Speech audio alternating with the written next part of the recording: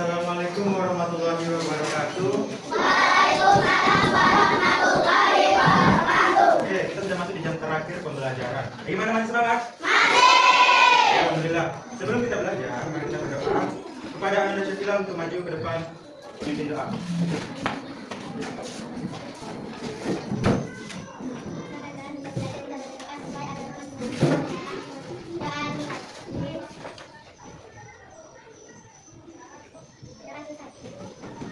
Oke, terima kasih.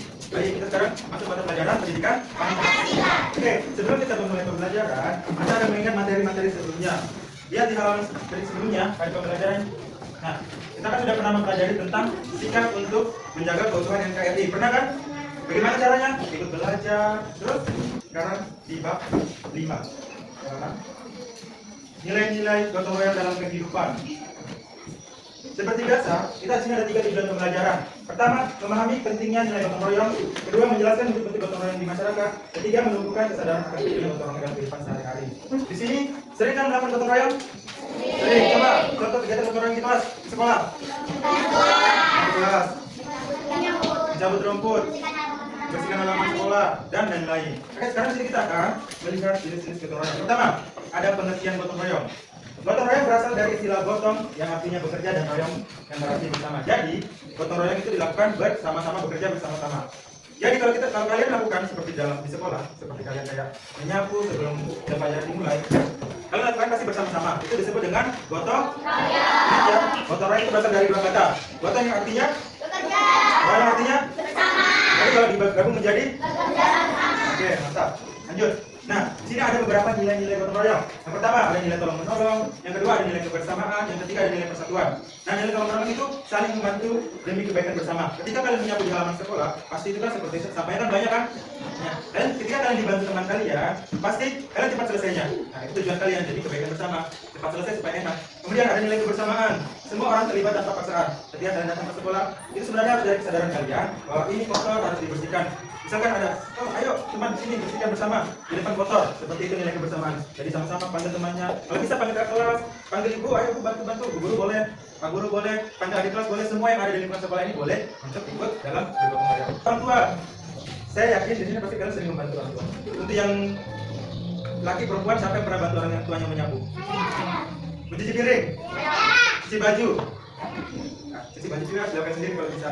Terus siapa yang pernah membantu orang tuanya memasak? Laki-laki juga tidak apa-apa ya membantu orang tuanya memasak. Oke, turunkan tangannya. Nah, harus kesadaran laki dengan perempuan itu sama saja.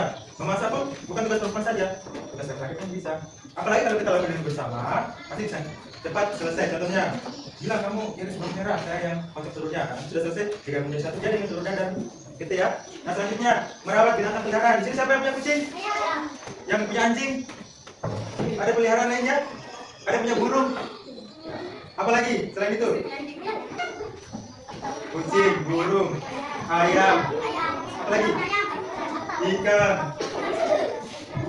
Ikan, pasti kan begini. Misalkan, walaupun tidak ditulis dengan jadwal, pasti begini dalam pikiran mana? Saya pagi-pagi mau ke sekolah, biar saya kasih makan ikannya. Nanti kalau saya sudah siang kan, saya masih belum pulang sekolah. Nanti mungkin orang yang ada di rumah yang kasih makan. Nah, secara tidak langsung itu merupakan kerja. Oke. Jika ada teman kalian yang tidak mau ikut dalam bergotong royong, bagaimana cara mengajak mereka? Ada yang bisa jawab? Setia, boleh berdiri. Oke, ada temannya. Ya jawab. Dinasihati, cara dinasihati terus. Dengan baik, ada lagi? Oke, beri tepuk tangan kepada Setia. Jadi, betul ya, kalau kita ada teman kita yang tidak mau, kita nasihati dengan ajarnya secara baik. Contohnya, misalkan Adifah tidak mau bersih-bersih, Adifah ayo kita kerja bakti sama-sama saya deh, atau bersama temannya. Jangan begini, Adifah ayo, kamu tidak mau kenapa? Untuk disaat lagi. Jangan, temannya hendak dia mau gotong royong karena kerudungnya sudah acak-acak, kan tidak mau. Begitu ya. Kalau sudah nanti langsung dikumpul. Oke, dari soal sini ada yang menanyakan? Oke, sekarang masing-masing berdiskusi dengan kelompoknya.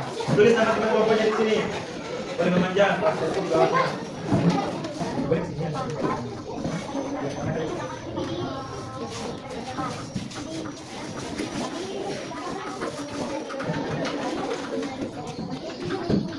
Duduk 3 menit.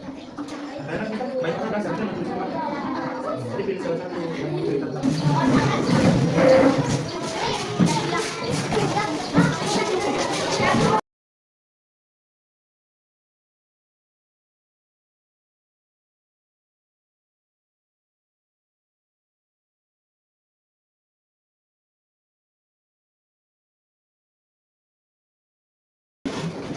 pastikan kalian bisa bergotong royong.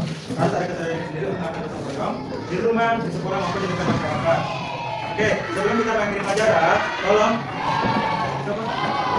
saya bilang di depan untuk mengisi